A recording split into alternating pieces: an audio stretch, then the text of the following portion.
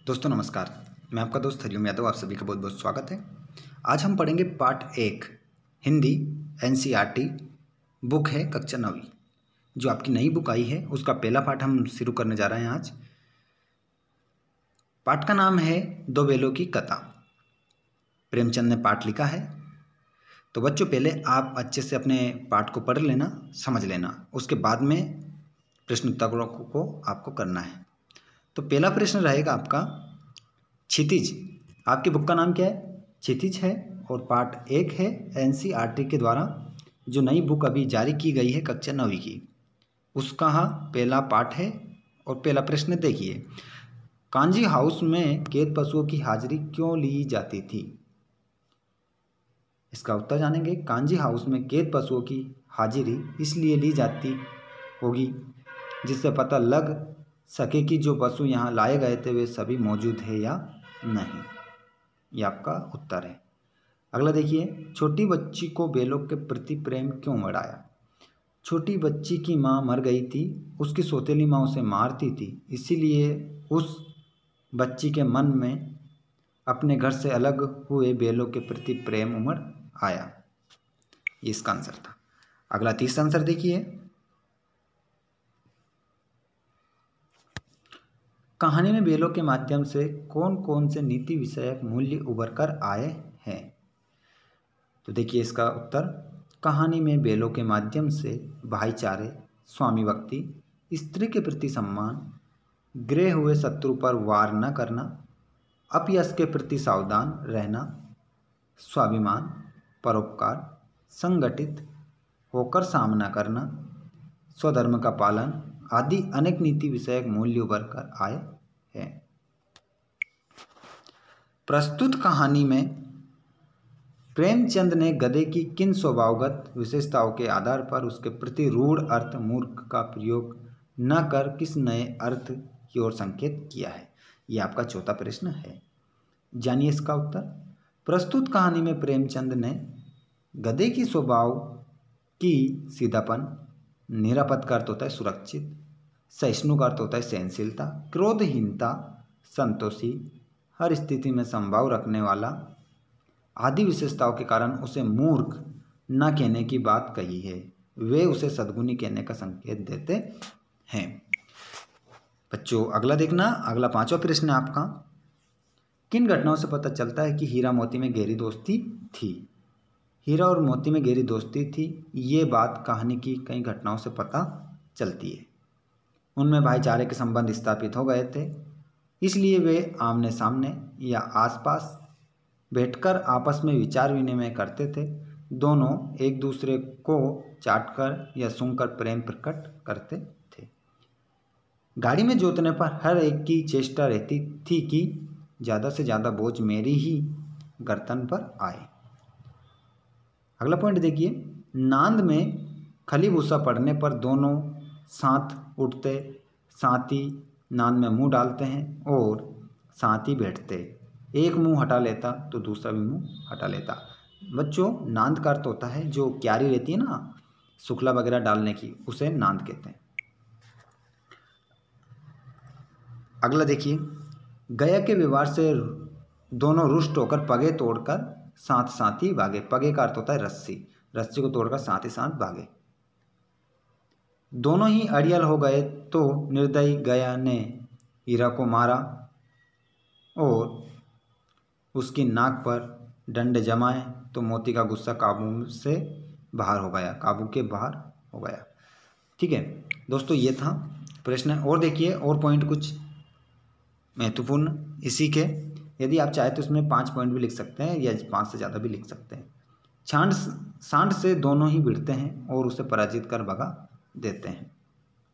दोनों ही कांजी हाउस की दीवार तोड़कर जानवरों को निकालते हैं। मोती हीरा की रस्सी तोड़ने में सफल हो सका तो हीरा ने उससे भाग जाने को कहा, किंतु वो नहीं भागा और बैलों में बोला, मैं तुम्हें विपत्ति में छोड़कर नहीं जाऊंगा। इसके अतिरिक्त भी कई संदर्भों में स्पष्ट हुआ है कि वे दोनों गहरे दोस्त थे।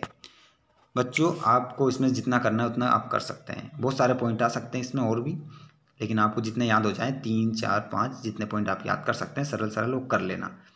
ठीक है, चलिए अगला प्रश्न हम देखेंगे। अगला प्रश्न है, लेकिन औरत जात पर सिंह चलाना मना है, ये भूल जाते हो। हीरा के इस कथन के माध्यम से स्त्री के प्रति प्रेमचंद के दृष्टिकोण को स्पष्ट कीजिए। तो इसका उत्तर देखेंगे। औरत जात को सिंह चलाना मना है, हीरा के इस कथन से प्रेमचंद का नारी के प्रति सम्मान का भाव प्रकट होता है। वे स्त्री को आदरणीय तथा सम्माननीय मानते थे, इसलिए उसे प्रताड़ित करना अनुचित मानते हैं।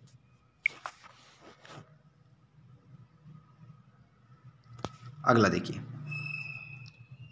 किसान जीवन वाले समाज में पशु और मनुष्य के आपसी संबंधों को कहानी में किस तरह व्यक्त किया गया है। तो कहानी में प्रेमचंद ने किसान समाज में मनुष्य और पशु के संबंधों को स्वाभाविक रूप से व्यक्त किया है। पशु किसान के निकट के साथी होते हैं, इसलिए पशुओं के प्रति उनका व्यवहार समभाव एवं सहानुभूति का होता है। पशु भी मनुष्य के व्यवहार के अनुसार आचरण करते हैं। यदि किसान उन्हें प्रेम से खिलाएगा पिलाएगा तो वे भी उनका काम पूरी लगन व वफादारी से करेंगे। किंतु जब किसान उनके साथ दुर्व्यवहार करेगा, उनके खाने पीने का ध्यान न रखेगा, तो उनमें असंतोष तथा विद्रोह का भाव जागृत होगा और वे बगावत पर उतर आएंगे। ये संबंध ही इस कहानी में उभर कर आए हैं। चलिए बच्चों अगला प्रश्न देखिएगा। 8वां प्रश्न है बच्चों, वीडियो यदि आपको अच्छा लग रहा हो तो वीडियो को लाइक ज़रूर करें और चैनल पर आप नए हैं तो चैनल को सब्सक्राइब कर ले, जिससे जब भी नया वीडियो आएगा उसका नोटिफिकेशन आपको मिल जाएगा। चलिए बच्चों अगला प्रश्न है, इतना तो ही गया कि 9-10 प्राणियों की जान बच गई है, वे सब तो आशीर्वाद देंगे। मोती के इस कथन के आलोक में उसकी विशेषताएं बताइए। तो 2 बैलों की कथा का मोती एक प्रमुख पशु पात्र है। वो उग्र स्वभाव वाला है, गुस्सैल भी है। अन्याय अत्याचार के प्रति उसमें तीव्र प्रतिक्रिया होती है, किंतु मित्र हीरा के समझाने पर वो स्वयं पर नियंत्रण भी कर लेता है। मोती ताकतवर तथा साहसी है। मोती सच्चा मित्र तथा संकट का साथी है। वे दूसरों की भलाई के लिए स्वयं कष्ट सहने को भी तैयार रहता है। उसमें उपकार का भाव भरा है, इसीलिए कांजी हाउस से बाहर न जाने वाले गधों को सींग मारकर बाहर भगा देता है। वे परोपकार में आस्था रखता है, इसलिए कांजी हाउस की दीवार टूटने पर कहता है कि इतना तो हो ही गया कि 9-10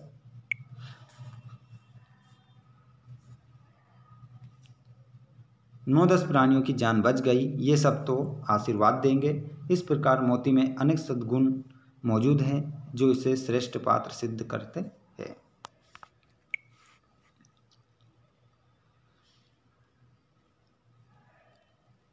अगला देखिए बच्चों, आशय स्पष्ट करना है। अवश्य ही उनमें कोई ऐसी गुप्त शक्ति थी जिससे जीवों में श्रेष्ठता का दावा करने वाला मनुष्य वंचित है।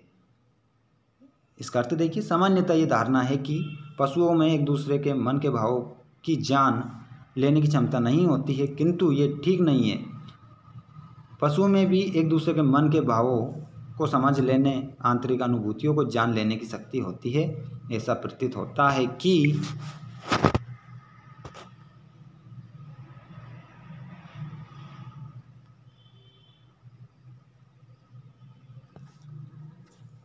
उनके पास कोई ऐसी छिपी हुई शक्ति होती है जिनके द्वारा वे हृदय के भावों को जान लेते हैं।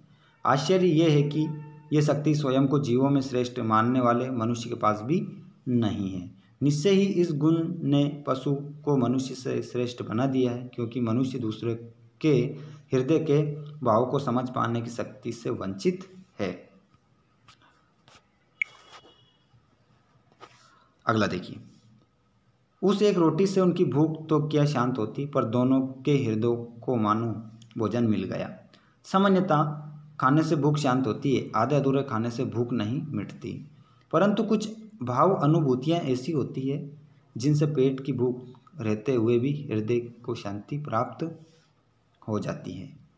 ऐसे ही स्थिति हीरा और मोती की थी।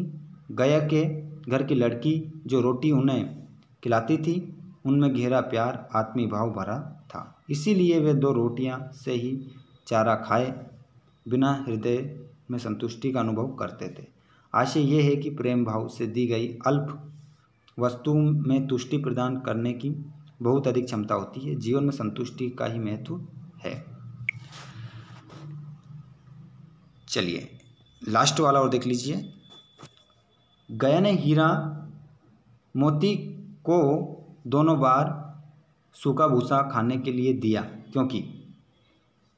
बच्चों इसमें से आपको क्या करना है, टिक करना है। 4 ऑप्शन आपके सामने है, 1 2 3 4, इनमें से आपको सही बताना है कौन सा आएगा। तो इसमें दोस्तों आपका कच्चा वाला आएगा। कौन सा वाला? क वाला। क वाला आपका इसमें आएगा। गया पराये बैलों पर अधिक खर्च नहीं करना चाहता था। का को टिक कर लें आप। ठीक है, अब इसमें ऐसा कुछ नहीं है बच्चों और पढ़ने लायक, जो मोस्ट थे वो हमने पढ़ ली है। तो आप क्या करेंगे, बच्चे से इसका क्या करेंगे, अपने प्रश्नोत्तरों को याद करने के लिए। तो आज का वीडियो आपको कैसा लगा हमें कमेंट करके अवश्य बताना। वीडियो अच्छा लगा हो तो वीडियो अपने सभी दोस्तों को आप ज़रूर शेयर करें, वीडियो को लाइक कर देना, चैनल को सब्सक्राइब कर लो, जिससे जब भी नया वीडियो आएगा उसका नोटिफिकेशन आपको मिल जाएगा। मिलते हैं हम अगले वीडियो में। जय हिंद, जय भारत।